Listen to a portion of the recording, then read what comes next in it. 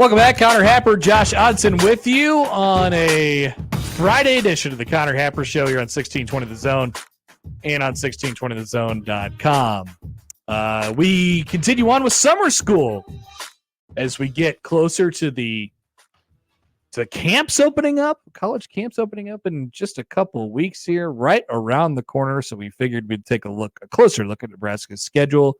And team number 2 is the Northern Iowa Panthers. Joining us now on the 42 Degrees Source Hotline is the voice of the Panthers, J.W. Cox. J.W., thanks for joining us. How are you today? I'm great, guys. How are you? Good. So what has the off season been like? I guess maybe we'll start here. Like, what's the vibe of I know it's a general, very generic question. What's the vibe of the program right now? Or is there good vibes? Is there bad vibes? How does it feel coming off of last year? Where are we at? Yeah, I think it is general, but I think it's an apt question for us where we are. There's a lot of positivity and some optimism for kind of a fresh start in and around campus and the department. We've got a new athletic director. Our former athletic director moved on to take a job at Tulane, and so we got our athletic director hired in early May, and so she's been on staff and hit the ground running here in the community, and so that is, as change will do, if you look at it from a positive standpoint, it has kind of amped up some of that excitement and the momentum, and that will directly impact the football program. There's a flip side of that coin when you talk about our off season. There were some coaching changes that happened at the end of last year with coaches taking other positions elsewhere, all taking steps up and doing great things for their careers for some younger guys. But then obviously, as everybody knows, that leaves you with some holes to fill, and those were filled by spring ball, and then, as sometimes happens, some other life things came up for some of those guys, and so that's meant some other changes from the coaching staff. But there's the positivity of kind of the change and the newness of the overall athletic department, and then with Panther football, it starts with the head coach Mark Farley, who'll go into his 24th season. He if you cut his head open, footballs in purple and gold would fall out pretty much at this point. He kind of helps make this program go. He was a walk-on player here that turned into an all-conference linebacker, and he's been part of this staff except for about a 4-year stretch pretty much ever since he graduated. So he will drive this program. He is the motivating force of this program, and when you've got him at the helm, you've always got a chance. So there's some positivity. There's some things that have to be worked through, but I think everybody's excited. Like you said, here in a couple of weeks, the guys will have next week off, and then with our first game on August 31st, they'll get started the week after that. So it's going to be fun. You mentioned some staff turnover. That's always been a thing at a school like Northern Iowa. If you have good coaches, they're going to go on and move on to take bigger jobs. What has it been like over the last couple of years, not just from the coach retaining standpoint, but also the player side of things? Like, has it been more challenging than you've expected it to be in this new kind of era of college football? Yeah, I think when you load up both things at once, right? Because we know in where we are in college football, you are going to have turnover on your roster, turnover on your depth chart, and the Panthers certainly experienced that, whether it was graduation, mostly on the offensive side, and then the defensive side, yeah, there was a lot of key contributors that, again, they moved on. They all took bigger opportunities through the transfer portal as well. So you have new coaches that have to either get adjusted to what the scheme needs to be at the University of Northern Iowa, or are bringing in some of their own concepts. And then you've got players who have been multiple places. Sometimes at this point, certainly Northern Iowa, we'll have guys that have come in maybe a JUCO stop before they got to another Division I stop, and now they're here. And so they've heard a lot of different terminology. They've heard a lot of different schemes and ways of doing things. And so they have to get up to speed with just how it works here, and then focus in on what the coaches want them to do and what they want this team to look like on a given year. So I think it's added another element, because you're absolutely right. Changes happen season to season, even in consistent programs. There's differences year to year, right? But I think now you're compounding it with knowing that you're going to have newness on both sides of the equation, not just the coach side or not just the player side. They're all having to get together and figure out what it means to be at a particular program. And I know I talked about it already, but having some stability at the top certainly can help smooth some of that, because when you break down exactly what you want Northern Iowa to be, physical, tough, hard-nosed, this is your chance to go out and prove that maybe in the state of Iowa, if you're a guy who came in as a freshman, you were overlooked. If you're a transfer, you're someone who might have been overlooked at your last stop, and you come in with a little bit of a working mentality chip on your shoulder to see what you can do. And that's how Northern Iowa has been successful at their level over the years. JW, you know as well as anybody, it's a heck of a challenge to play in the Missouri Valley Football Conference. And they Northern Iowa has also played, several of the regional FBS schools, Power 5 schools over the years as well. You've seen it all. I guess what would you say is the gap or an estimation of the kind of gap between that? Because it seems like Northern Iowa is generally able to hold their own when they go up against some of the big boys. I mean, you don't see a whole lot of really, really sideways scores. I guess why do you think that is? It's Northern Iowa's a team regionally who's known as a team that's going to put up a pretty good battle with you. I think it stems from the culture of the athletic department as a whole, because you can expand that out from football with those head-to-head. A lot of people around the country, when they think of athletics in the University of Northern Iowa, they think of what our basketball team has done in the NCAA tournament over the years and making runs there. Our women's basketball team has been highly successful. Our wrestling program, which obviously is huge here in the Upper Midwest as well, it comes down to a culture of doing more with less. We might not have all the same resources. We might not have all the same advantages, if you want to say, of certainly bigger, higher dollar places where student athletes might go. But if you come here, you're going to work, and I think that work can be an equalizer. Yeah, there are lopsided scores. I'm not going to sit here and paint a picture that we're always out there knocking off bigger schools. But to your point of playing close and staying tough in games, I think it's that overall mentality of the student athletes that have come through here over the years, and the student athletes that we still have in all those programs that I mentioned. They're here to work, and they don't care what's stacked up on the other side, and maybe it's not going to go their way. But the quality of coaches we have, the quality of players and student athletes that we bring in here mean that you're going to get Northern Iowa's best. Anytime they roll the ball out, kick the ball off, unroll the mat, whatever it might be, you're going to get their best when you're facing. Yeah, I'd say generally for like an FBS program, you would rather, if you're trying to get an FCS school, you'd rather go outside the region maybe, because you know what you're going to get out of that conference, and it's going to be really difficult. They're going to try and maintain possession and not make mistakes. Like there's really something to that, and a lot of schools in the Midwest and in the Big Ten have built their identities that way too, just with better players. But it seems to have trickled down. That's such a good conference. Yeah, and you look at it, and the regionality of it is strong. You make a great point there, because if you look at it, if there's a player who's maybe on the bubble and might be maybe a preferred walk-on or just a walk-on at a Big Ten school, they might come here and get a scholarship, and then there's the extra motivation if and when they get the chance to go play that school that maybe wasn't ready to put them up to that scholarship level or show them, quote-unquote, to use a player's term, the love that they thought they deserved. It's not a chip on the shoulder doesn't translate into wins, but it is going to make you work a little harder and be a motivating factor. So I think that regionality is key. It's interesting to see kind of the recruiting history of some of these guys that end up at Northern Iowa, whether they're freshmen or transfers. And yeah, they went to the camps at Nebraska, they went to the camps at Iowa and Iowa State, and it's all the same recruiting pool. And it's just turning those guys into the players that they can potentially become. And you look at what University of Northern Iowa football has done over the years. That's why there are NFL draft picks that have been at the University of Northern Iowa, not because they came in as blue chip prospects as freshmen. It's because they came in here and bought into this system, and over the course of 4, maybe 5 years, worked themselves into someone who could be a prospect. That's the story of the latest one, Christian Boyd, defensive lineman who was here for 6 years, and he got drafted late in the draft last year by the New Orleans Saints. He's not a guy that was going to be a big-time multi-star athlete, but he came in here, he worked, and we have the infrastructure and the coaches and the support staff that are going to put these kids in a spot to succeed if they put in that work. J.W. Cox is with us, the voice of the Northern Iowa Panthers. Nebraska takes them on in Game 2. You have, speaking of that, J.W., you have a very fun 3 or 4 weeks right there starting on September 14th. So a little trip to Lincoln and a big crowd and all that comes with that. And then hop on the plane. Let's all go to Hawaii for the week. And then come back home where you get the defending FCS national champions in South Dakota State. That's quite the run there from September 14th to October 5. I'll tell you what, it is 100% fun if you're on my side of the equation or the fan side of the equation or boosters that get to go with us and things like that. But that is going to be a bear of a schedule for those players and those coaches. If you look at what we do, opening up at home, it's early, right? So you have to hit the ground running in camp, and we'll open on August 31st. It's the first time we've ever faced a Division I opponent at home in August. We've had some Division II games way back in the day at home, but not a lot of times have we started so early. Then we go on the road to St. Thomas, and then it's 3 straight on the road, including let's go to Lincoln, and that's going to be an easy trip, right?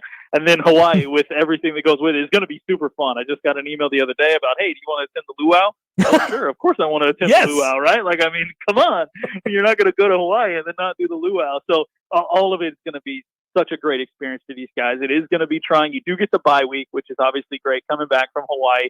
So they'll go 3 straight road games, get a bye, and then welcome back to reality and kicking off your Missouri Valley Conference schedule with the defending national champs, couple-time defending national champs, and a team the Panthers have played tough, and you'll get them at home. And so if there's ever a time, why not now? Why not us? As far as personnel is concerned, I'm not sure how much you've dove into this yet, but you know what comes back, and we'll certainly get closer to this as the game gets closer. But what should Nebraska fans be concerned about the most when they look at Northern Iowa, their roster, and some of their players? Well, it's going to be interesting. We'll go into camp with a true wide open quarterback battle, but once they set who that guy is going to be, one of the deepest positions, and if you put it in terms of who should you be worried about, is our wide receiving core. A lot of guys coming back in that wide receiver core, and even if you talk to Coach Farley and the coaches about their recruiting philosophy over the last couple of years, they could look and see that was going to be one of their most talented groups. And so they've done what they could, the best they could via the portal and via bringing in true freshmen to help bolster that and make sure they could utilize that, basically, knowing that there is talent out there on the edges that isn't always going to come around in this kind of bunches. Starts with a kid named Sergio Morency, who had a breakout season 2 years ago. Last year got off to a little bit of a slow start with a nagging injury, but then hit his stride again, had a really good quarterback the last 2 years by the name of Theo Day. It was a Michigan State transfer and a big arm and could sling it around. So a lot of these guys got an opportunity to benefit from that. And now whoever's back there in a system that, despite some of the coaching changes on the offensive side, still hearing that it's going to be an air raid style offensive system out of the Mike Leach tree, which is where some of the coaches that we have come from. That's going to give these opportunities to these wide receivers to really showcase what they can do. A guy was a true freshman last year, entering his sophomore season now, Jaden Ellis-Leahy, just absolutely smooth hands, can make every catch he needs to, has the speed to beat people down the field. That's what Sergio brings too. You mix that in with a couple of big physical Iowa tight ends who can also actually go up and get it as well. And this passing game with those wide receivers and those tight ends is going to be something to watch. No matter what happens in that quarterback battle, they're going to have some weapons on the outside. Excellent stuff. Hope you have a great football season. I'm sure JW will do this again, maybe the week of the game, but you'll be a very busy man during that period of time. So if we don't talk to you again, we appreciate you doing this. Thanks, and we'll talk to you soon. We wish you good luck this year.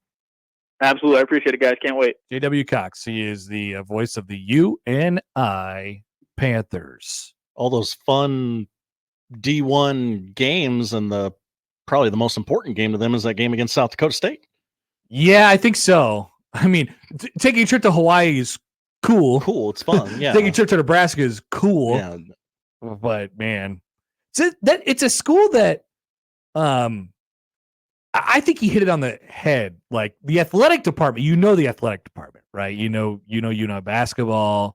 And just generally the athletic department. A lot of kids from the Omaha area have gone there over the years. I think they have 3 or 4 on their roster coming up for this fall, just from the quick glance that I saw just now.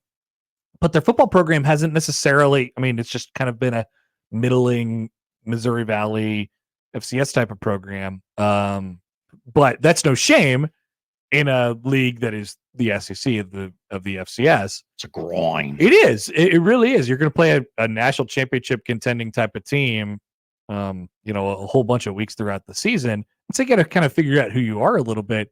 I was trying to remember some times where there's one Iowa game. I think they put a really bad scare into Iowa one year. Maybe they beat them. I can't remember. It was a long time ago. I could see the old school BTN score bug on the bottom of my head. They either put a really, really bad scare into them or beat them at Kinnick a number of years ago now. I'd have to go back and take a deeper dive and look at their schedule. but they've gotten some, and then obviously have taken their lumps as well.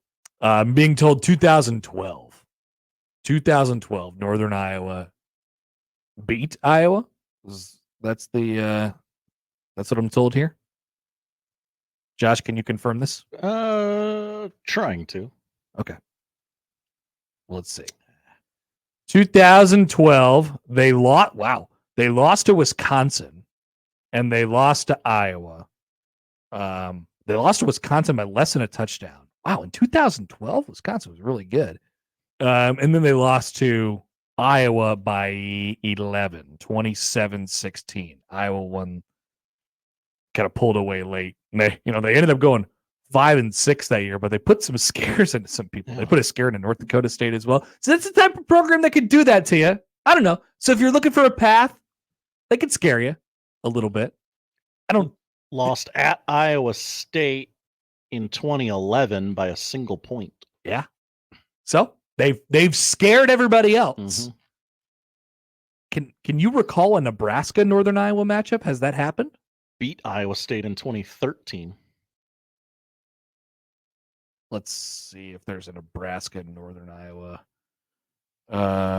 Boy. This is going to be a deep dive. I don't think Northern Iowa qualifies for Winsipedia. No. I don't think they have played each other, now that I think about it. But anyway. All right. Let's take a break. Thanks to JW. That was good. Kind of scary. Air raid? Ugh. Hopefully it's really windy that day. Oh, yeah. Destroy South Stadium so we can ruin UNI's chances. Make it wind tunnel again. We got a couple more. Oh, we haven't mentioned a team this segment, by the way. Whew, that was close. I know. What do you want to do here? Well, I think it's probably best that we just rip off the 2002 Miami football team. Oh, okay. So Josh requested this, Josh Peterson. I mean, this is just So I assume by 2002 he actually means 2001, right? The 2000 the team that they beat Nebraska in the national championship game. Yeah, the Rose Bowl. The first Larry Coker team, right? Would it have been the first Larry Coker team? Yes, the first Larry Coker team. That is correct. I mean, yes, 2001. I'm almost sure that's what he's talking about.